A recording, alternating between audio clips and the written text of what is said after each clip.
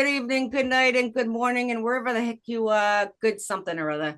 This is from beautiful Lake Vancouver in Vancouver, Washington. I am Aunty Sochelle, and this is the Aunty Sochelle Hour-ish show. And this is Trixie, who you've met before. She is still under the weather, so she will be here giving me love and support. She's also really good as a bra. So we've discovered that if you set your boobies directly onto the dog, you have lift and separation, and it works for men as well. Um, so today, being the smart ass that we are, we have brought a smart ass of our own. Another UK fella. He's from Uck. He is not only is he a voice actor and a theater professional and has done cruise ships like yours truly, but excuse me, doggy. Okay, doggy goes down. Not yet. Didn't mean that way. This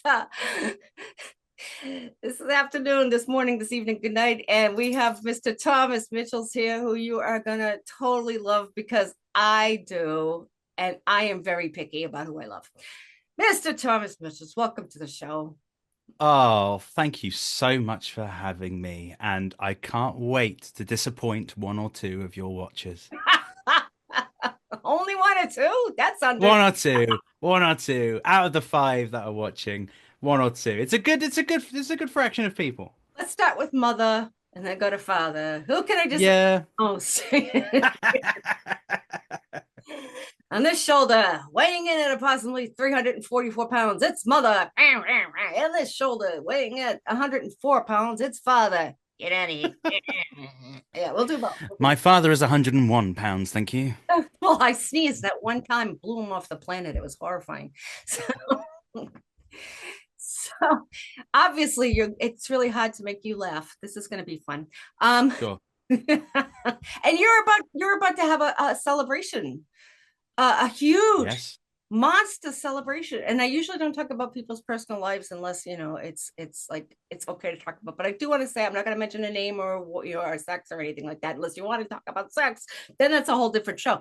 But we've got a little baby is gonna have their very first birthday.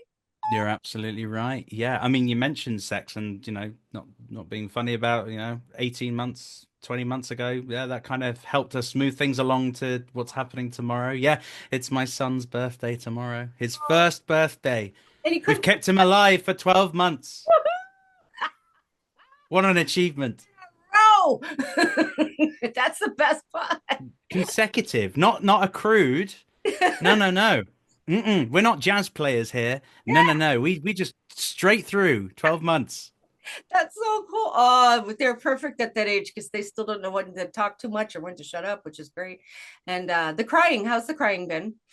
Well, the crying's not that bad. The throwing is not as good. Oh, Um, he's found his way with throwing, so articles of particular value are in the danger zone now of being hit by a wooden block or yeah, or, oh, or his fun. his his ball that he likes throwing around. It's just the house has just become a danger site now. You Me too. and my wife, we have to wear PPE when we're around him. And since COVID, we all know what PPE is. Well, yeah, yeah, yeah, I know. Yeah, yeah. Steel toe cap boots, the lot, helmets. I know all about that stuff. Yeah, I have to wear a bumper around my waist because if You you, have to wear a what? I have to wear a bumper. A little thing. Oh, what do you call them in the UK? I don't know what they call. They call them bumpers in the front of the car. So when you, Oh yeah, bumper. Oh, bumper. Yeah, sorry, I thought you said a bum bar, like oh, that's kind of somewhere cool. to rest my drink. Oh, I was Yeah. thinking a bum bar was something you stick into your bum if you're furry, but I'm not. So I don't know. These are things But you the tails look so fun. they are so cute. They're I worked at great. Renaissance Fair for many, many years, and there would be people that would come in, and I don't know how What they put some of their objects on or in. what tail would you have if you could select from the shelf of tails from those kind of stores? What tail would you go for? Well, there's the classic snow fox. I would have to go for the big classic snow fox. A The fluffy texture. fluffy Yeah. white, squishy, so it matches my roots. So, Sure, yeah. sure. Yeah. Bit of that kind of wiry nature, I suppose. Yes, yeah, And yeah. you? And you, Sarah? Me, probably the hair extensions of Abby Lee Miller. I think that would work as a good tail. Imagine the blowout. Those waves would. You have I, Fabio bottom. I'd feel so free and yet intimidate small children. Yeah, I think it's a lovely combination. You never have to buy toilet paper again for the rest. Never. No, it's like horses Yes, yes. shooing away flies. And Yeah. those of us with long hair, we're already aware of this. So this is why we have long hair. It's facelift when you pull it. It's toilet paper when it falls. So butt floss, if you will. So Oh. things you know about me that even my parents would just go, just stop talking. I cannot believe you said that on international television. Yeah, you can. They've met me. So I hunted you down like the stalker that I am because you are part of one of my favorite games of all time, time. And I think the listeners already know that I'm going to say Baldur's Gate, although they were thinking Animal Crossing. No. Uh, although there's days I want to take that Tom and just the Baldur's Gate world is part of your life or has been part of your life. It's well past that now, and you're into other stuff. But tell me about your life then. Yeah, what you done did. Oh, Baldur's Gate? Well, yeah, I mean that happened. 100 years That that did okay, didn't it? Yeah. ago. A few people enjoyed it, which I'm always happy about when I work on something I'm creating and people like it. But yeah, I was part of a huge team of people that were all involved in that. You know, I was a mere dog's body, a lackey, picking up the slack of all the, I worked on that on off for about Lucky, 3 years. lucky. A real lackey, yeah. But it was incredible. It was so much fun, and it was the first game I ever directed. It was the first time I ever fell into the foray of voice and performance direction, and Goalie. I owe a lot, yeah, and I owe a lot of my experience that I've built up now and the lessons I learned. I owe it to that particular game and the studio I was working under. That taught me everything I know, and And has let me go off of my own volition, flying out into the sky and, trying not to get burnt by the sun. yeah, and you got to breed a child during that whole time too. Right? I did, not at the same time as Oh, okay. directing. I That would have been. took, I'm so yeah. That would have been really fun. yeah, I left the studio and, went to Bruges I did that. I didn't, Went to Bruges. I didn't just stick mute on Zoom and go, right, just bear with me a couple of seconds, Neil, whilst you're doing your Astarian lines. I'm just gonna make a baby. No, that's not, well, yeah, maybe I'll have now, babies now that I'm like confident, now sure. that I'm confident in my career, I probably could, but back then, probably not. No, no. I keep hearing that lots of men and women and in between would like to make children during the Astarian scenes. Did you actually direct Mr. Neil Newman? I did. Yeah, I did a few times. Oh my goodness, I want to The hear. lovely Neil. Yeah, Yeah. I always hear about what Um, he does. I want to hear what people do around him. what I tell him off. No, I'm joking. Um, no, he was a pleasure. He really was, because there's something about, and there's a reason why the likes of Neil, the likes of Andrew, the likes of Sam Bayer, Tracy, a lot of people got recognized for their work in the BAFTA David nominations, Jones, for Scott instance. Joseph, they both were on the show. Yeah, and it's all, well, there you go. And it's all down to just the attitude of the day to day, And one thing that I'll always remember when working with Neil on that project, because I worked with him on something else as well, is that he treats every single kind of video game dialogue as respectful and as dedicated as everything. From the big blockbuster moments that happen, which I got to work on a couple of things with, um, such as when you select him as your origin character at the beginning. If you decide to pick him as the player, and he does his "Hello, darling, I promise not to bite." I directed all of that with him, and it was so much fun. And he dedicates that, and then the bit where, well, spoiler alert, but if you haven't played it by now, then get a grip. Yeah, When exactly. It was on when sale. he kills Cazador, that was all done in one take because I knew You were the that he director could. that did the sobbing scene? Yeah, Ah, yeah, now we hear about this at all the cons. He talks about that scene, and the yeah, fans are still talking about that scene. Now, I was in tears. My husband, who doesn't even play the game, was like, "Ooh, ooh, ooh." Big Chinese yeah, guy, looks like a sumo wrestler, but he's skinny. Yeah, I mean, he's like, what happened? And you could feel it was palpable how much that was emotional for Neil. yeah.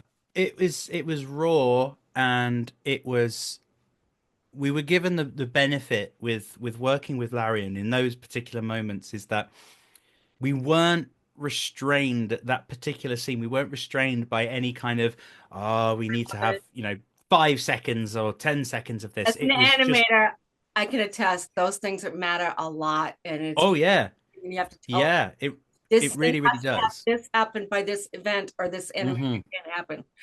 Yeah, precisely, and it's like we don't have the money to add extra 30 seconds on this. But because of the pipeline and the way that this was being created, we did it. We basically we hit the green light of him doing his moment where he kills Cazador, and he did the movement in the volume of the studio I was working in. We did it again later on. Um, he did it at Larian, and they did the movement, but the sound you hear is everything was happening in the moment. And ironically, I know I say I directed that scene. I didn't do anything. I literally let it happen and went, we don't need to do that again. It was the most impactful, raw, lightning in a bottle moment. And I felt like if I allowed Neil to do one more, Yeah, or asked for him to do one more, there was always a chance that what he did initially in that first take wouldn't get used. And for him and for Astarion and for, everybody that was in that room at that moment, I went, I'm going, if everything's clean, and I checked with audio and mocap team, I said, is everything clean? And they went, yep. I went, Neil, I'm not going to make you do that again. That was, by far one of the most impactful, incredible moments I got to I'm getting witness. goosebumps when you talk about. I'm not It lying. was so I got cool. goosebumps listening to you tell me about this. Yeah, it I've was heard just you like, tell this story so many times, but I've never heard it on the other side, and I love yeah, the other side. it was just one of those things where you just see all of the dots connect, and you're watching Neil, who's been with this character, and at this point he'd worked on it for 3.5 years, I was gonna say almost solid. 4 years. Yeah. Yeah. Yeah, so at that point it was about 3.5 years, and I went, I'm not the person that's going to dictate how he reacts at this moment. Neil's the only person from an emotional level knows how to react to this moment as a Starian. I don't need to interfere with that. That's not my place. It's not my place to do that. And You know the that one thing I didn't expect was him to start crying. And that for me was the moment I went, oh my God, I'm getting BAFTA buzz. and it did. It was unbelievable. And the thing is, as well, is that I haven't spoken to Neil in quite some time, but whenever I see him, I always tell him that when because I'm an acting coach as well. We're gonna talk about that. I do talk about him in the sense of there's a reason why Neil has been recognized for his performances because just his approach to it is out of this world. Anyway, I thought this was supposed to be about me. Why am I talking about Neil all the time? You're the director. Made that moment shine. Yeah, you would have just went Oh, don't make me be nice stab, about stab, people. stab, cry. Yeah, done. Next, you would have done that. Direct. Everybody knows actors on anything without the directors. Oh wait, no, that's not true. As somebody who also worked on both sides, I know that some of the best animators I know and actors. I'm also in, yes, you will know, Second City forever. Uh, Mm, as an actor who does stage and very few film, but a lot of voice. When I get a director who has the acting chops, who knows what it's like to be on stage, and you get that language, that unspoken language, or that yeah. word where somebody gets you from the inside, like Like you knew to step away because you knew Empathy. that was something. That's It's a it's a real, yeah, and I stand by it that there's there's various types of directors out there that work in this field, and they're all great, especially every single one I've come across. But there is something about the relationship and understanding of what it's like to be that person in the booth and understand how clinical it is and how a lot of it is about using your imagination and being made to feel comfortable enough to be vulnerable and open up. And some people, like Neil, are really good at doing that. And then there are other people that are a lot more challenging to get to that totally level. But in order to have that conversation and be able to do it shorthand, you as the director have to know what it's like to be in that situation yourself to try and find that way of communicating it across because everyone's different. yeah. And you can have some people that react to, emotional notes, some people reacting to just, being told the story like, like they're in D&D and being told the story like a dungeon master, or you have people that like technical notes and just like being told things like up the pace, stab the line here, give value here. There's lots of I different picture problem Andrew solving ways. technical guy. I just picture him that way. I don't know if he is. I could be completely Who? Andrew Wincott, but I always pictured him to be like a technical guy. Like he knows enough. Just tell me what I need and let's make it happen. That's Oh, but I'm probably completely wrong. I love that man Yeah, so much. I love him so he's much. somebody I want to He get to talk to. he was I was so happy when he won the BAFTA, and I, I actually I sent him an email after, um, where I said to him, I said, "Congratulations, especially on your long speech. Um, please, for me, please put your BAFTA trophy. Please put it in your toilet, please, just for me." I just love the idea of just someone walking into in his toilet when they go visit him and his BAFTA's sitting on the cistern or something, just somewhere. But what a great man. Oscar is used to crush walnuts in her house. Yes. It's in the kitchen. Yeah. Takes it out. She Oh, walnuts. it's a very good paperweight. Oh, Oh, it's yeah. so. Oh, it's fantastic. Oh, Thomas, you've got to get one. And what's Get a BAFTA. and it's great for working out. I gotta tell you. Oh, I was they say they're heavy. They say they're very heavy. friendly, but one of my former bosses, we worked in Alien 3 together and Batman 2 together. But he would have Oh me. yeah, just throw that out there. Hold on a minute. Hold on a minute. It's not about me now, is it? No. Batman, hold on a second. So Yeah. you worked on Alien 3 and I Batman worked 2. I worked at Boss Films. My lovely friend Jen Howard, who to this day, she was Mo Howard's granddaughter, by the way. To this day, one of my favorite human beings on the planet. And Jen, I still owe you money, and I haven't forgotten. Um, It's coffee. accruing interest. That's right, and so am I. I got so much babble in my brain. But the first day I go to work, I realized my big thing when I was like 10, I wanted to be an effects animator and work on Star Wars because my dad took me out of summer camp just to see Star Wars and took me back at summer camp. And it was like, this is what I want to do, Dad. How did you know? Because we used to watch Doctor Who all the time together. So I went into animation thinking, this is what I'm going to do. This is what I'm going to do. This is what I'm going to do. I get asked to go to California. I get asked to go to Cal Arts. I get asked to do all these things. And then my friend says, yeah, there's a job over at Boss Films. I don't know if you'd be interested. I'm like, Richard Enlund, Boss Films, Star Wars guy who got the first Academy Award for special effects. No, I have no idea who that guy is. Tell me. Do tell. Oh, yes.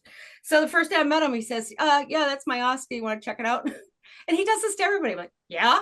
So I go over Yeah. and I'm ready to pick it up. And it's like, whoa. Yeah. It's like a good 12 pounds. And it's just this little guy.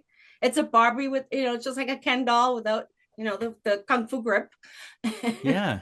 It's a beautiful thing. It's so beautiful. Wow. And he used to 12 sit there pounds and pick though. his That's teeth looking at it, like just like, oh, I can see, that's what he would do.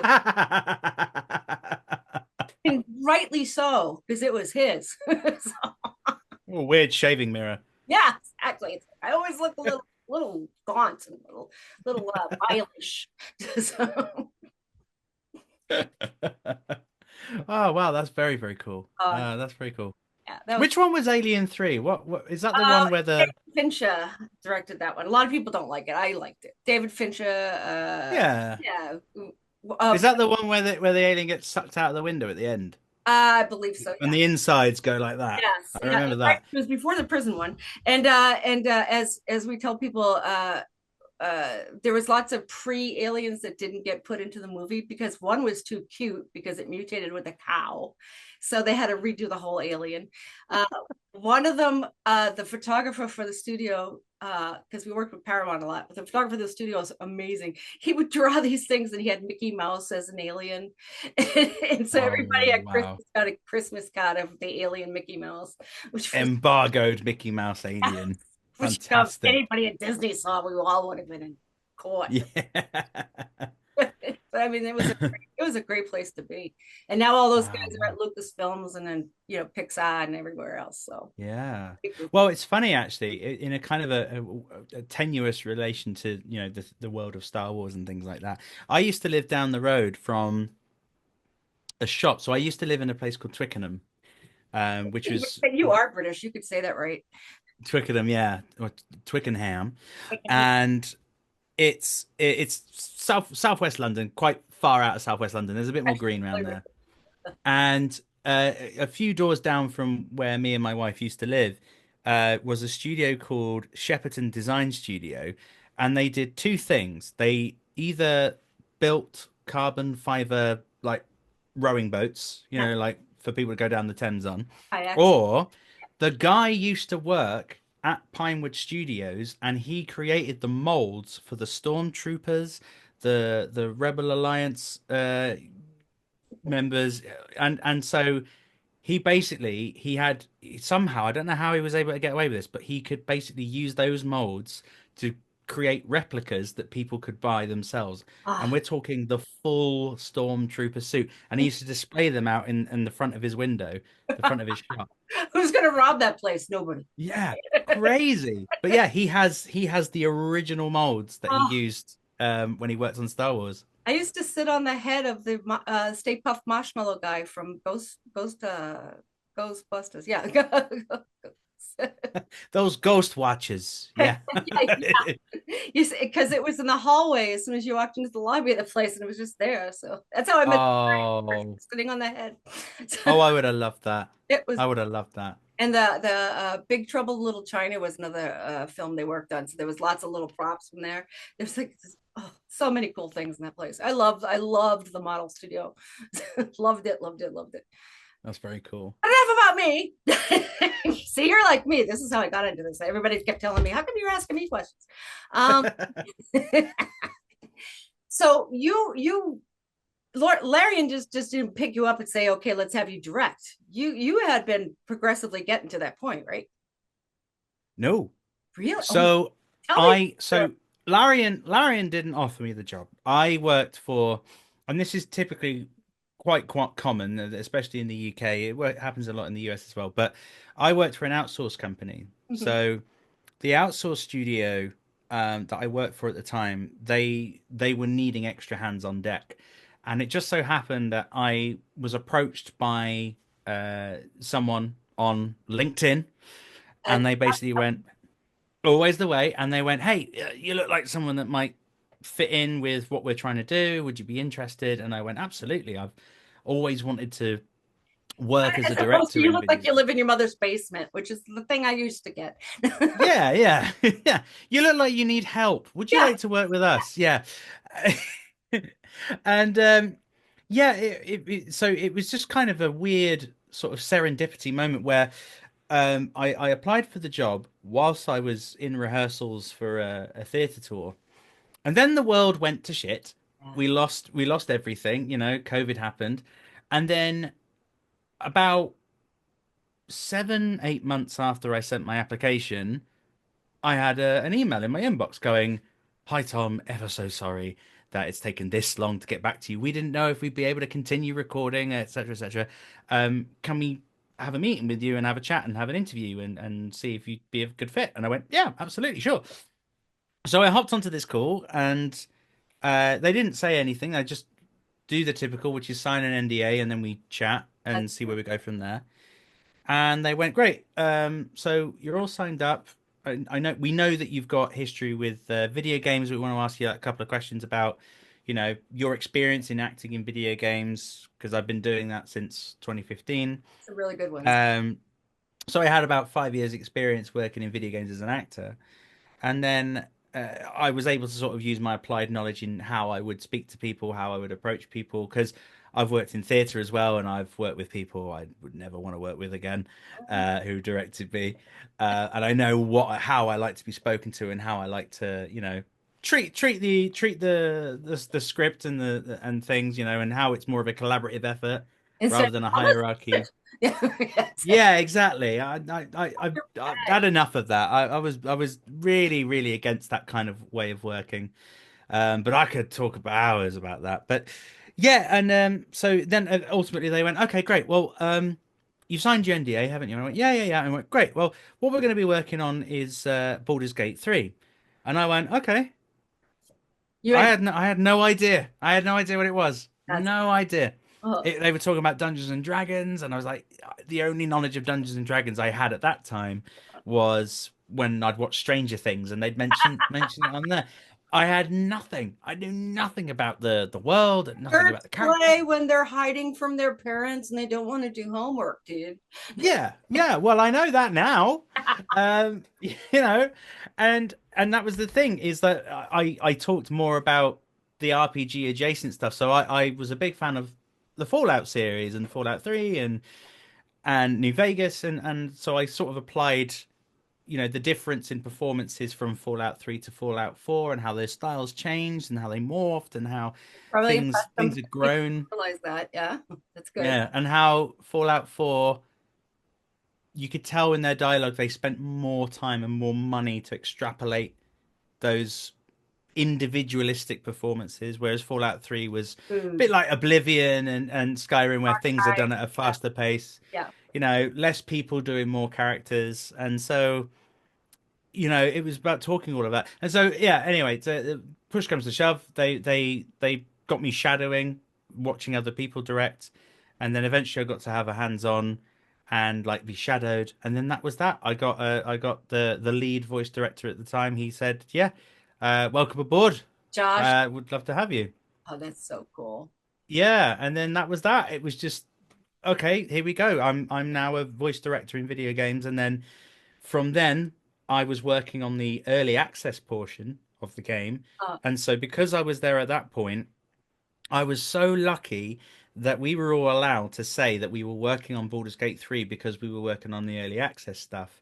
got If it. I'd have worked after early access was released, I wouldn't be able to say I was involved until it Oh, came out. wow. So I hit that window where I could talk about it, Because you were an alpha. and therefore, Okay. and then I'm out there, and then it was just snowball effect. I had more opportunities to work as a director, and then it just got bigger and bigger and bigger, and then yeah, I've never looked back. That's so. It's Yeah. yeah, and that's Thinking, that's why I said very grateful that so Baldur's you Gate 3 bought happened. cheap. You gave your firstborn to a very big man troll thing. Yeah. Yeah. Yeah. And that's pretty cool. Made sure that your blood type was the same as somebody up on the high muckety muck ladder. That's good.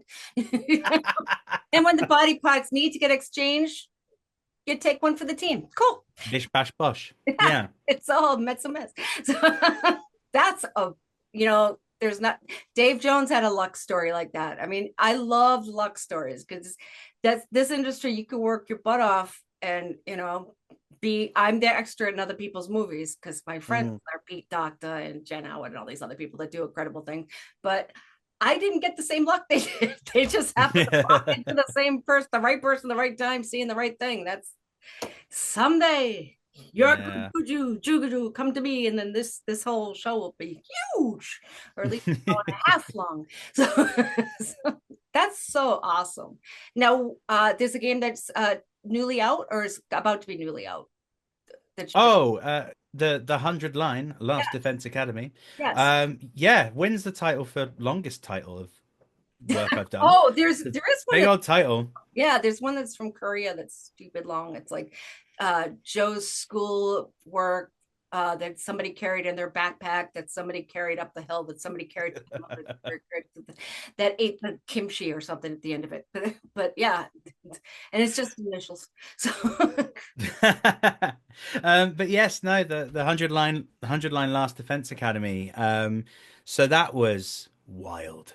It was so much fun. did you get to It was just basically directing 100 hour long anime, um, with a crazy bunch of eccentric characters, and the game's sort of sell point is that the story has 100 endings, and it's not like a like an adventure book where you go, do you pick the left door or the right door, and you right? go through the left door and it's there was a hole, you fell down, you died, the Not end. just in Terry, yeah. Everything, yeah, yeah. Oh, sorry.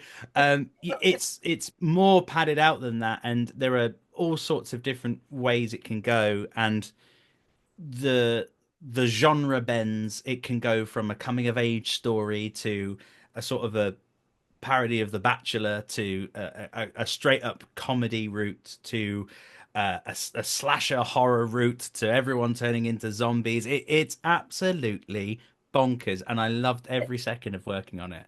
Did you get Yeah. some of the same people from Baldur's? Because I know the voice community is fairly small. Um, is there anyone in Baldur's Gate in it? I'm not. Do you know what? I don't know. I 280 think people, right? 248 I people. think Elsie Lovelock did a really random. I think it was like the mother of She's oh, what's her face? It's been that long now. I can't remember all the wow, characters' names, but it was like in Baal's temple, and there's like the corpse of the mother in the wardrobe. And if you do speak with dead with the corpse with the mother in the wardrobe, it's Elsie Lovelock's voice. right. And I think she's the only one. But there are a few in the cast that I've worked with on other projects where I've gone, it's lovely to have you back. And then there's been a couple where it's their first game they've ever worked on, which That's was, cool. a really, really exciting experience for them, but also it's a different form of directing for me because there I am basically Relearning that letting person. someone Yeah, learning this person, but also understanding they don't have a reference point to what it's like to work on a game in a studio. So I have to really try and flick on, like, what do they need to know in terms of technically, like what can I tell them that will make them go, oh, I remember this for the next game I work on. And how much do I need to info do I need to give them? Like, you don't want to teach lessons. right. That's not their job, but They should know the it's a craft before they're in the room. Yeah, yeah, well, yeah, absolutely. Like, you have to be ready for luck. yeah, We talked about luck a second ago. You have to be ready for it. You have to be ready to when the chance comes. You don't want to blow it. exactly. Fortunately, everybody was on it, and it's just you find those different ways of working with everybody on this job. Oh, Um, but it was really cool. Actually, funny, it's on my desk because I haven't framed it yet. But we had our wrap party and yeah, I got a few people to sign. the screen. This is so cool. Yeah, That yeah. you're Oh, the if you, legend. You're the I'll legend. show you. Let me show you something really, really cool Okay. as well. Seeing as we've already talked about it, I think it would be remiss if I don't show you this. Whoa. Oh yeah. Thank you, Blurry. There we go. Oh, look at And this is my the book. Baldur's Gate 3 art book with all the cast Oh, I on thought the mine would be front there. expensive just to have the artwork book, but to have the signatures on too, that must have cost at least $10. And then and Pretty, everyone in the back is the crew and the writers and the developers. because they're the Yeah. spine of the book. There we go. They Oh, are the spine of the book. they are the spine of the book. That is beautiful. Oh, how cool. How cool. Yeah, I love having things like that around my home office. It's I we showed this in my office yesterday. We talked to a filmmaker, and she much like me. You can't see in this place right now, but my room is covered in fan things and toys and thingamaboppers I got from different films. Hers as well. Her whole house is like that. Um, have you been recognized by anybody, or because you're behind the scenes guys, nobody says, "Oh, you should come to our con"? That's kind of unfair to me. no, I've never been invited to a con. I mean, I'd love to. I'd love for that to be a chance. I think after, because I know a couple of directors have gotten involved with cons that might start becoming a little bit more of a thing, but listen, I'm grateful doing the work I do, and I'm quite lucky that, I work because the industry in the UK is so small Yeah. that I bump into a lot of people all the time, especially when working in a studio, and I see people going to and from sessions, and you get to know people a lot more. And the cons would be cool. The cons would be great to kind of be put on a pedestal like the Neil Druckmanns of the world. But Yeah, yeah, exactly. I take pride in the work I do, and every now and again on social media I might go, hey, here's a little fun fact you probably didn't know. On my own personal IMDb trivia. Are Nobody asked for it, but I will you on the post it out there. we'll make sure everybody gets your blue sky too, because you're very witty. Not half witty like me, but you're very witty. No. What made you decide to go into acting? Was it like a little bug you got up your butt? Because I noticed like everything seemed to on your resume, on your CV, seemed to show up after 2014 or so, and that's when all the big stuff. Or was that Yeah. secret for you? Um, so my first, yeah, well, I had a bit of an interesting journey. So I didn't do any formal training. I didn't go to drama school. That's quite the done thing in the UK is to go to drama school or go to university and have a degree in, drama, theatre studies, all that kind of stuff. Drama. I I so when I was still at school, I when I was in college, so I was about I think I was 17, I think. That was when I did my first ever paid job. And that was just because at that point I enjoyed acting, I loved being a part of it. And then someone said, "Hi, someone's dropped out of our little sort of like tour. Would you like to get involved and cover this person that's dropped out last minute?" And I went, "Yeah, that sounds fun." And it was for a pantomime, which I don't know if you're familiar with pantomimes. Yes. Explain to the American audience, please, what a pantomime. So, I lived in Los United Angeles. States of America, a pantomime is as such a very, very traditional UK form of theatre, and the idea is that it's directed at families, and basically the rules of having a pantomime is you have to do it after a very famous fairy tale. So, for instance, we have Cinderella or Jack and the Beanstalk. Peter Pan is also in there. It's not a fairy tale, but it's in there. Um, Sleeping Beauty, all of these kind of stories. And it's basically a family oriented theatre variety show with a story, with comical acting. You have like the person who plays the idiot, you have the drunk That father guy, the sometimes. good You guy. have the Machiavellian villain, the mustache twiddler. You have the damsel in distress. And you have the dame, which is typically performed by a man dressed as a woman. It's a very, very traditional. I think it goes back to 19th, 18th century. It's a very quite traditional form of theatre. But the idea is that it's really, really fun. That's the whole point of it. And I respect pantomimes a lot because a lot of people kind of up their noses at pantomime a little bit in the Brings UK. theater to the masses. That's why I loved it. It brings theatre to the masses, but also a lot of the time it's the moment when children see a live theatre performance for the first time, and it's a spectacle. It's a full-blown musical. It's got celebrities in from oh my goodness, I remember them from the TV, and oh wow, look, it's Donny Osmond. How did they get the budget for him? And Singing. What? yeah, oh, Stockport has It's Jimmy Osmond. They couldn't afford Donny. Um, what did you see in the hole? I can't tell you. It's one of the lesser Osmonds, the one they That's keep in the right. basement. Yeah, they just found like short change, and that Osmond went, "Yeah, I'll do it, sure." Um, he had the Baratena line in Bridge Over Troubled Water. It's fine. Sauce. Um, but yeah, and so that was the first job I did, and it was a really, really small scale tour. Not to poo-poo it or anything. It was basically around the UK. We have lots of clubs, social clubs, working men's clubs, miners' welfare clubs. So they're all We have very much Rotary and Lions Club and that kind of thing. exactly, yeah. So it's things like that, and so we go in effectively to those communities that don't want to pay a pretty penny to go to a theater to go watch it, you know, because they are expensive, and they were expensive at that time as well, even though we're talking, you know, 15 years ago.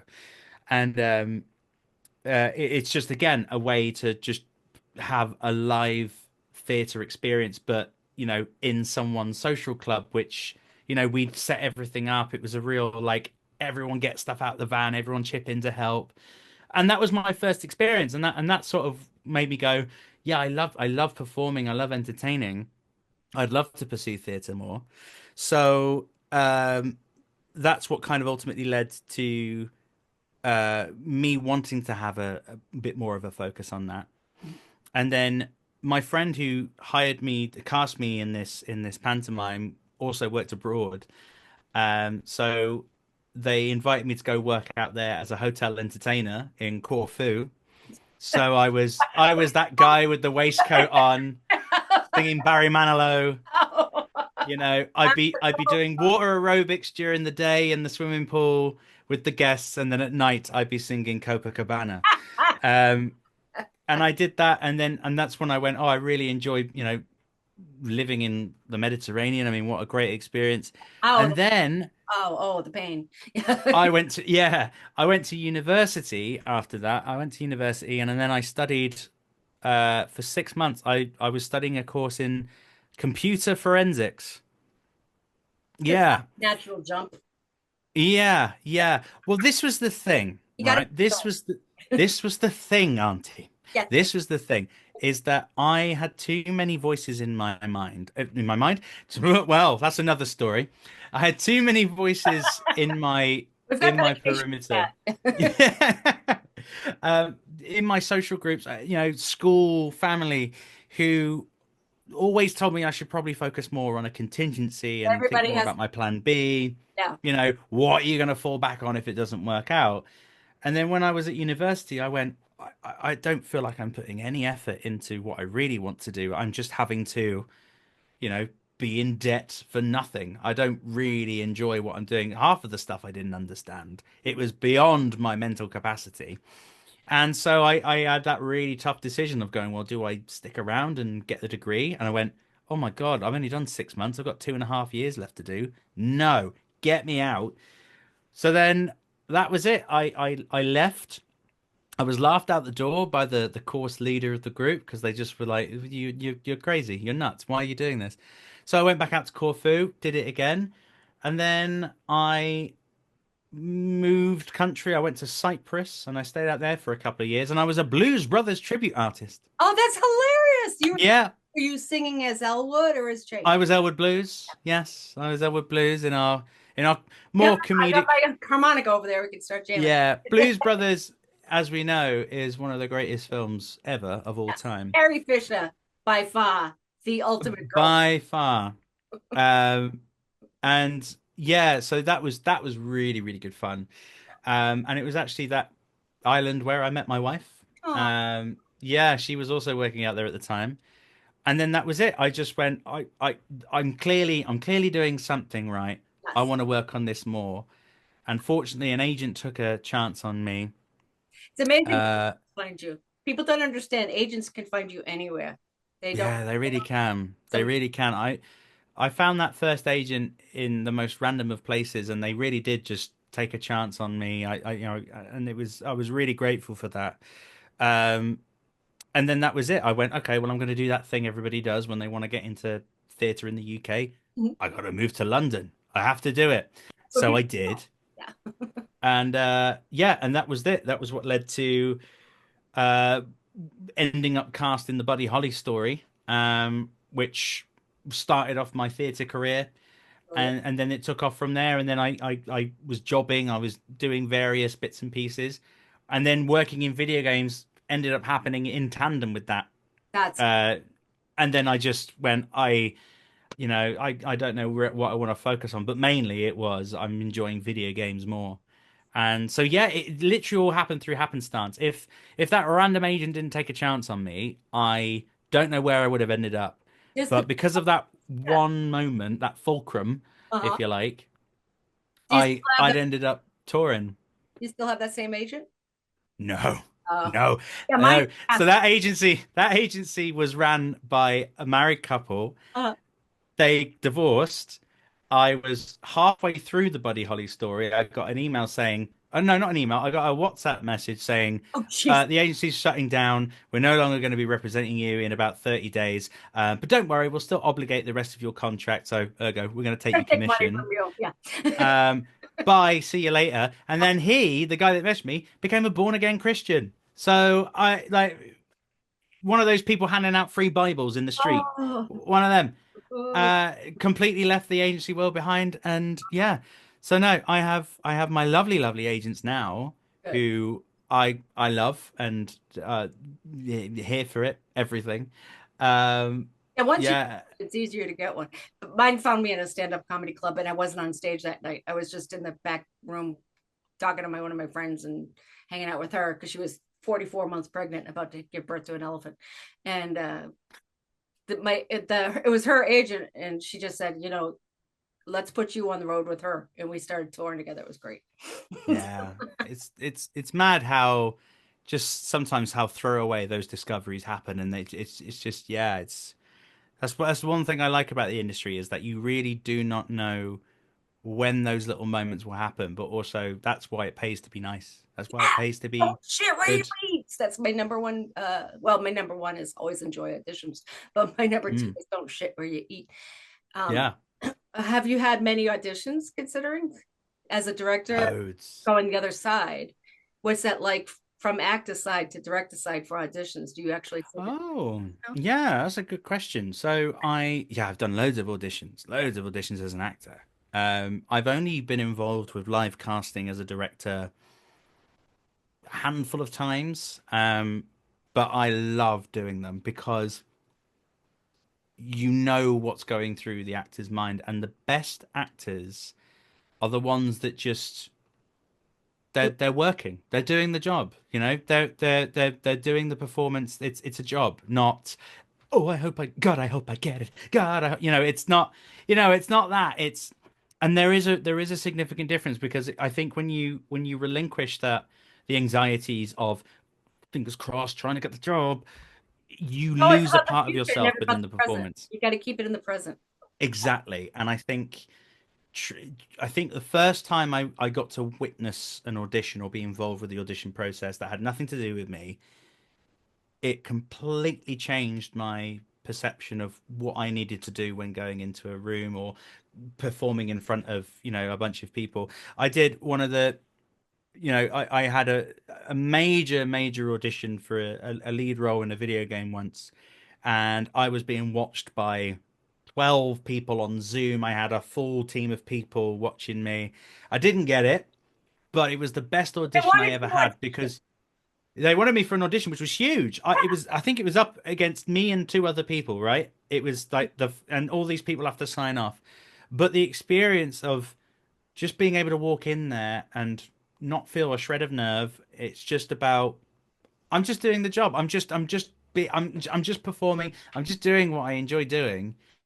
See, I love Even though it didn't happen, I look back and I go, I don't think I could have held myself in any way better. I felt like in that moment, and you're it in the stays with you. moment. Just that concept of Bryan Cranston explained it so perfectly once when he said, when you treat the auditions as a job itself as opposed to getting the job, Yes. it completely changes your perception of what it's like to be in those rooms. Although I don't do theatre anymore. I don't miss singing auditions. My God. Or dance calls. No. You did. No. That's right. 'Cause especially with Bluefoot and stuff. Oh my gosh. What? You don't look good in a tutu? I bet you do. Your wife probably. Ah, my neon leg warmers. Well, yeah. Your little outfits over here. I got my costumes over there because when I do a stage show for Aunty Sochelle, I am wearing my 1950s outfits because I am what you call domestic, not. So I do the anti-housewife show. So,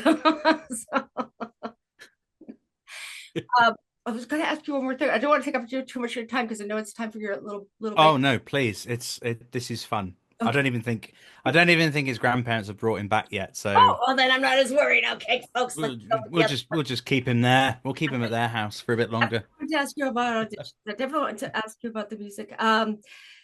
The acting, you also coach people into acting. I'm looking at my notes. You Mm. also coach people into acting. What All right. I am antisocial. I am contacting you. How do I contact you? What does this entail? And what are you going to show me? That, I'm Ah, and first of all, I'm not one of these people. I'm going to give you antisocial's personality. I'm not one of these people that knows anything. So I like to be learning everything. Um, Kathy B, she thinks she knows everything, but she sits back and listens because she needs to pick up on more crap. So yeah, talk about that for some day. But she's got some sort of split personality disorder. I don't get it. So what do you look for? Do you actually coach everybody that asks you to, or do you say, maybe you need a little bit more study before I coach you? Because we've had people say, well, yeah. So I sort of treat myself as an accessible coach, because a lot of people, as I've just explained to you with my story, I came into this, industry from an experience of I had to start on the bottom rung of the ladder and climb up from there. Everyone's got to start from somewhere, and so what I do is I try to be approachable and accessible to people that are just starting out, to people that have been in the industry. Some of my students have been doing it for 25, 30 years.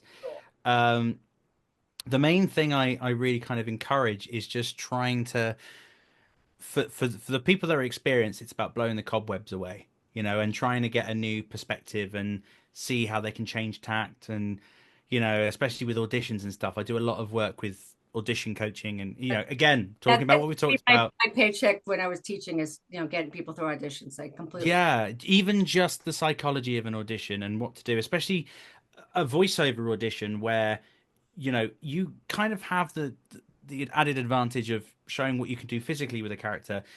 In a voiceover studio, in a voiceover booth, you've just got your voice, and you need to be able to portray a three-dimensional being with your voice, which is, when you think about it in the fundamental levels, it's a weird thing to get your head around. And so, yeah, it's like with those that are very new, I work on building up the confidence and building up the, you know, saying things like you don't need to do a million voices to become a voice actor. You don't need Oh, to do yes, that, thank you. things like that. All of this like noise you get from passing advice on social media, I get through all of that and I explain what you really need to do in order to try and have a shot at this line of work. Um, but I don't even just go, right, book me. We have a coaching session. Here's my invoice. I dedicate a portion of my time for free. I do a consultation where we talk and I get to know them. We get to know each other. Learn I how to ask them say and learn. questions. Yeah, and I ask questions so I can learn more about them on a more fundamental level. I'm not saying we get deep, but just to kind of understand what their thought Or your process is, what mother their was that. experience is. Yeah. Yeah, But it does get how to was your relationship with your mother? No, I don't ask is questions your like that. father still in the picture or is Are he they still with us? Yeah. But it's because I work in as a director, I say I work holistically. I believe in the self. I believe that every character someone performs as, they bring a part of themselves into it. There's none of this like, oh, I just like to escape from my reality and end up, just I need being in the moment, being able to put on this costume and this mask. It's so freeing. I really don't feel like during I their I don't want to face my problems. But a part of you is always inside. So it's about finding those moments that call out to you with characters, because then you go, I know the sort of stuff I could put myself forward for now. I know if there was a big casting pack of 30 characters that my agent sends me, I know which ones I can confidently go for. Um, And it's and nice so yeah, when you find a way to communicate where somebody's understanding that you're not trying to scare them away from something. You're trying to yeah. scare them into something. Which, Yeah, I don't get on well with the idea of telling people, nah, this isn't your bag. right. I everyone has their own individual journey, and some people take longer than others. Um, I believe in I say this quite a lot. I believe in the idea of Kaizen, which is a Japanese philosophy, Good tell. uh, which is continuous improvement. Oh, well, So I'm all there. the the guy that founded Toyota, or he was some CEO of Toyota, he basically means what Kaizen is that it's effectively no matter the small step, no matter how small a step forward you take, it's still a step forward. So even just little bits here and there allow you to progress within your personal growth. You can make big leaps, sure, but even the small stuff still counts at some point. And I believe in that, and I'm always instilling that into my students that, even the small stuff, if they were like, oh, I don't really know, I feel a bit stuck, I go, have you, changed up your website a little bit? Let's have a look at your website and see what you can do there. And something as simple as just change the wording of your copy on your website. That's a small step. You've changed something. You've improved, or you've put a post on social media, or you've gone in the booth for a bit and improv and tried to find characters that you feel like you could bring to the table. Step out of the comfort zone. Yeah, exactly. It's all of these different things. So I love yeah, like I people. get people to embrace their mistakes. Like mistakes are Yes. so amazing. I love mistakes. The bigger the Yeah. mistake, the bigger mess up you did, the better we get to do stuff with. Yeah, yeah, exactly. Yeah. It's, self-editing is probably the crux of a lot of people's performances. If you're just able to just breathe through it and, jump out the plane not knowing if your parachute works or not, that's the What's the the par- level of commitment you Yeah, need. exactly. Yeah. Exactly. I mean, I think with your career, with both my career and most of the people I know that are successful careers, and some that aren't so successful careers, just being able to say, I Mm, tried to do A, B, or C. I tried. And, yeah. okay, so I didn't become a member of Led Zeppelin, but I'm in a band. Or, you did something. That's huge. Yeah. You know, you tried. And if you You don't, do. It's yeah, because that's the thing is if you don't start, how would you know? And, I did that thing of going, I need to know where this goes. I need to know where this journey goes. And yeah, it's hard. And especially when you feel like you've cracked it, you then have to deal with saturation and opportunities and actually seeing things come through the door. And sometimes it peaks and troughs and you have to remind yourself of, what part of this career do we get fulfillment from? And that's the doing part. It's what we show and what we perform. And, finding that realm of entertainment within ourselves, not only just finding an audience for us. It's and about explaining what entertainment is to people. A lot of people think entertainment's just, these careers, being in showbiz and being famous. That's not entertainment to me. Entertainment is no putting yourself out there and showing somebody that there's something outside of yourself that could still be in truth. the moment. And it's true. Yeah. Yeah. And there's a truth. Don't get that with AI. No, that, No. that's actually the last topic I was going to bring up today was the AI. Aha. Let's What a segue. That was a week. We love segways. They're the little carts. You stand on them like this and you go 40 miles an hour and then you trip over your grapes that you bought at the grocery store. It's horrible. Um, Did you know that the inventor of the Segway, did you know that he died driving it off the side of a cliff? I did not know that. Yeah. Oh, Yeah. God, that's horrible. That's Yeah. like a bad Yeah. joke that I would tell in public lots of times. I just felt that was a good segue into that That's story. a segue into that for sure. That it tells you Was everything. it the Segway or was it the Sinclair C5 guy? I can't remember. There was. He invented the Segway because he was trying to invent different types of wheelchairs that people could use standing up so they could be eye to eye with people, which I It's either I thought was brilliant. So comment below. Was it the inventor of Segway or the inventor of the Sinclair C5 that don't Google it. drove their invention No, off a cliff? yeah, don't Google it first. Just tell us. Let us know, and you might win a car Our T-shirt from Aunty Sochelle. We are getting or T-shirt. a t-shirt. Our T-shirt. We are Do getting. I get a t-shirt even though I'm an overseas shipment? Do I have to pay the tariff charges? Oh God, that's the only reason we don't have them already is because freaking orange penis. May he rest in peace today. Personally doing it against antisocial. Not a big fan of the work. Second City, I know a lot of Second City, a lot of Second City people I know. Not funny, not funny at all. Yeah, they're fake. They're fake comedy. Fake comedy. Yeah, It's not real. one of my friends does a Melania stand-up routine. Oh my God, she kills me every time. It's like I would like to kill Donald every time. So it's like just, um, Ah, so AI. Let's talk about AI. mm, Ugh, I. It's a huge two things I wanted to talk about first. Actually, yeah. two things I wanted to talk about, and then I'll leave you to be your devices. AI is one. The other one is competition. Uh, Mm, we had Mark Cashman here, who's a pretty famous vocal coach here in LA, Los Angeles area. I'm on the same coast. We've chatted a bit. And he used to teach at my grad school, Galatz. So a little bit of a history there. mhm, He talks about having to really know your craft, but people don't understand that in LA, it's dense with people who want to do the exact same thing as you do. It's mhm. dense with them. In my case, I kept finding my own ways to change things. Like I created my own room to perform in. I created my own place to play in, and I just made my own playgrounds. Yeah, See other people, and they're competing against each other. And instead of it being about performing or being part of the world that changes the world, it becomes the world that beats up the world, and it makes me insane. yeah, So, how's the competition like for you guys out in the UK? yeah. It's an interesting one. It's it's a very, very small industry over here, and we are sort of the way in which that a lot of the work gets done is always in studio, and as a result, the people that work in those studios have to try and cut the wheat from the chaff, as we say. Where what's the best way of making sure we don't get 300,000 submissions from all these actors desperate to do voiceover? We go to agents. Okay, we need to be specific with our requests so that we only get a handful of people from each of these agencies.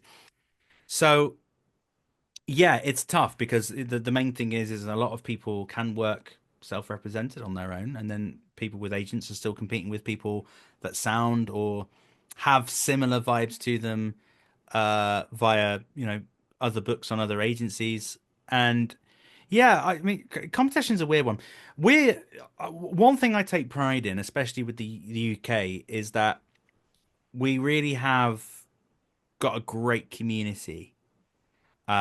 We believe in supporting as much as we can. So and the US do it as well.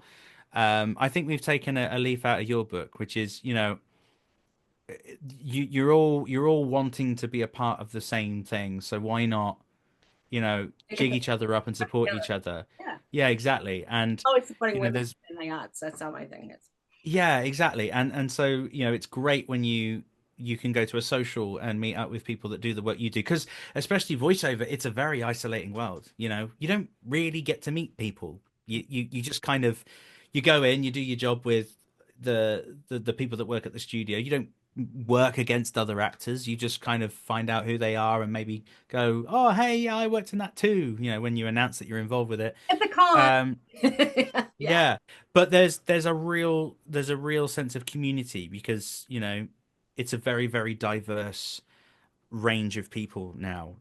About 10, 15 years Okay. ago it wasn't as diverse, but now it's just a brewing pot of secular joy in anybody and everyone becoming really competent voice actors, and all we want to do is just support one another as best we can. That's excellent. Um, yeah, it's cool. It's really cool. So yeah, like it's tough, and the thing is, you got to deal with And a lot choices and of times casting decisions, you'll and get a gig and you'll be like, I know they picked me for a reason, but they'll say, yeah, we had this other spot open, but we just can't find the right person. You can always go back and say, so and so, I yeah. she's still looking. I don't know if you saw her, but or Funny you should say that because on Friday I'm working on a game independently for somebody, where I'm directing a session for them, and originally I was just going to be acting in it, because someone that worked on that game went, "Oh, I know someone that could fill in this role where someone dropped out,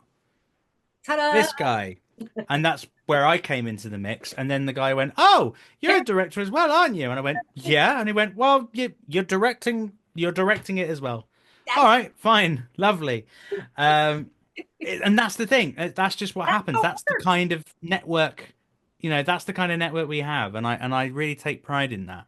You go from being It's Danger Mouse to being Orson Welles. That's awesome. Yeah. Yeah. Yeah. Yeah. But AI has kind of ended a lot of this. In LA, it's getting very frustrating because there's still a strike going on. And like Mm. we're allowed to work on student projects or independent projects, but that's it. Like Yeah. so scholastic stuff. I could still do my go to the state fair and do my talk over the state fair. If you'd like to bring your cow into barn six place, I can still do all that. But you see these gigs that you can't do that are just sitting there. Yeah. Meanwhile, people Yeah. eat off. I see. I'm in two minds about AI. So Do tell. I I think, well, in terms of optimism and pessimism, Okay. do I like it in the space of this medium? No. But uh the pessimistic side of it. So I'll give you the negative first, and then I'll give you the good news at the end. With AI, the idea is it's about solving problems nobody really had, other than it's a way of saving money. Okay, sure. Um, and it's meant to make mundane tasks easy and super quick. So one detriment that AI has on a lot of people, categorically, because I have acting students who their bread and butter work, corporate, explainers, e-learning, you know, Narration. that kind of stuff, a lot of wordy explanation stuff, informative things for corporate presentations, all that kind of things. Mhm. That's all being, all sucked up E-learning by is AI. a huge market, and now it's all AI. Yeah, because hiring good voice actors who do that stuff, it's not cheap, but it's not cheap because the people are good at what they do. And it brings humanity, and it brings all of this to the forefront of your brand and how you want your brand to be represented. You want the right fit for that. So AI is currently sweeping up all of that stuff. Now, here's the thing. When it comes to people being worried about AI being used in video games, animation, all of that kind of stuff, I say it's gonna happen whether we like it or not. Yep. You're gonna have you're going to have people want to use AI and try and create something creative and tell a story using AI imagery, all of this blah blah blah blah, right? But it's been proven time and time again that the most memorable of video games that exist, right? Especially in the past 5 years, not just talking about Baldur's Gate 3, but Horizon. if you imagine Baldur's Gate 3, or I don't know, Horizon West is the one I was thinking of there. Horizon West Zero Dawn, yeah, or Clair Obscur Expedition Yes. 33, which has just come Yes. out, right? Now imagine all of that was done with AI. All the voice, all the performances, all the performance capture, you can get AI generated movement for that. For the voice acting, you can get AI prompts for that. You would not get the heart out of it. And this is the thing, is you're gonna have studios just go, yeah, it's a great way of earning a quick bit of money. Just code a game up. Just we won't spend any money on voicing it with people. You don't get that sort of passive marketing of them talking about the game, so that you don't get that extra outreach. It's just a nice, like, easy money grab. Yeah, let's just earn some money from a few installs and downloads. Whereas when I had this rap party, and I mentioned it in my post actually on social media, right? When I went to the 100 line rap party, that was a visual novel slash SRPG game, and you look at the size of the script and the amount of work that we needed to do. Yeah, that was a prime example of something where a developer could go, I'm just gonna chuck it into AI and just get them to read it out. But when you do that, what are you going to be proud of at the end? Like, what are you going to celebrate when you've released your game and people are playing it? Mhm. Because all of a sudden you're already taking out a group of people that would be so proud to talk about the fact that they're in this game, Yes. and you're already getting rid of them. And so you don't get that celebration. You don't get that human Heritage. component Yeah. that has the heart Yeah. of of the story you're trying to tell. So yeah, again, like Expedition 33, like I can't wait It to just play started. that because Just a started. couple of my friends are in it, and I can't wait to hear them because it's like I'm hearing people that I really care for and appreciate. Big shout out to Jennifer English and Ayana Baranova. My favorite squirrel. Yeah, right. No one's made more money off a squirrel than she has. Squirrel with a shotgun, bitch. Um, and they're very, and I'm so happy Uh, that they're being celebrated, as are the other people in the cast are being celebrated for their performances and that. And I can't wait to pick it up and play it myself because it's showing humanity is the vital component. It was created by an indie group of people that have worked so hard. And again, they could have taken the easy route of going for AI. But because people care that much about the heart and They're in it. drive and Yeah, motivation, yeah, you see the fruits of that labor, yes. whereas AI doesn't. So, sure, you're going to have AI here, but you're always going to have humanity on top when it comes to things like that. And So, I'm not worried about that space. It's going to happen whether we like it or not, but enough people will care. I guarantee it. one of the Guarantee things it. that I see AI being good for, hopefully I won't shit myself in the head after this, but when you practice lines, like when you're Mm. in a single room by yourself doing lines to a game scripts are way different from theater scripts, way different from Yeah. whatever. You're basically just getting choices, and you only say the one line, and then you only say another line, and then you only say another line. But when you're learning what the full discussion is, like AI can feed it back to you in your head, or practice Mm. lines with you, so you can kind of learn how to say it. Bounce. Yeah, yeah, that I see it as a learning tool, Yeah. as a theater tool or something like that. But Mark had a good comment in that you don't get the breath, you don't get the Yep. heartbeat, you don't get that little You don't get the mess. yeah, yeah. You When I don't get the messy side of humanity. exactly, I like Yeah. hearing my snot when I've got a video. I mean, an audio. Yeah. And I gotta. And I still Yeah. stay Abe because I'm from, I was born in the 60s, so I'm old. So Thomas. There's a Tom or Thomas because I don't want to You rudely. can call me Tom. It's Tom in person, Thomas on paper. That's the Oh, way it right. is. Then we'll call you Tom. We're solstice in person. We'll do that. So, your American accent is wicked good, by the way. Well, thank you very much. Oh, yeah, so welcome. Ah, see? I'm working on mine. Um, Tom Mitchells, congratulations on having a year-old baby. And Thank you. congratulations for falling into these wonderful things you fell into, or I would never have found you, which that was another wonderful thing, I think. You wouldn't have stalked me. That's right. My stalking skills would have been very, very bad because I would Yeah. have thought about looking in England or It LinkedIn. was you hacking my Ring camera. I knew it. I knew it. Tail. But I want to thank you for being so awesome and coming to the Antisocial Hour-ish show. And anytime you want to come back again, I'd love to have you Oh, back again because I know we got like 800 other things to talk about that way. I we did could. not like crappy directors. We can all talk about that. Oh, yeah, yeah, yeah, yeah. Yeah, the bad This is side. just part one. This Yeah, is part one. we haven't talked about the bad side of entertainment, which is what happens. So I'm always trying to keep it nice, but there's some. Sometimes I do shit where I eat. So, but this has been a wonderful, wonderful time talking with you, and I do hope we do it again in the next few months because I think you're awesome, and you're going to keep doing awesome things, and we're always going to be blown away by you. And the fact that you got to direct Neil just makes it even better because somebody had to pull that amazing performance out of him, and I know he's a fantastic actor and a consummate performer and just a heart feeling kind of guy, but a director that sits there and lets him take those choices and make those things happen. Oh, that just means you're a great director too. So yeah. Oh, stop. Tell me more. Yeah, Stop. No, keep going. Stop. No, keep don't, going. don't No, please stop. stop. No, carry on. Don't stop. No, no, stop, stop, stop. Okay, keep going. Yeah. No, no, no, I can't. No, one more. One more. No, two, three, five. Hey, Five more, please. thank you, everybody. Please do play this over and over again so we get more hits and Thomas can get even more jobs. Mr. Tom Mitchells has been here this week. Goodbye.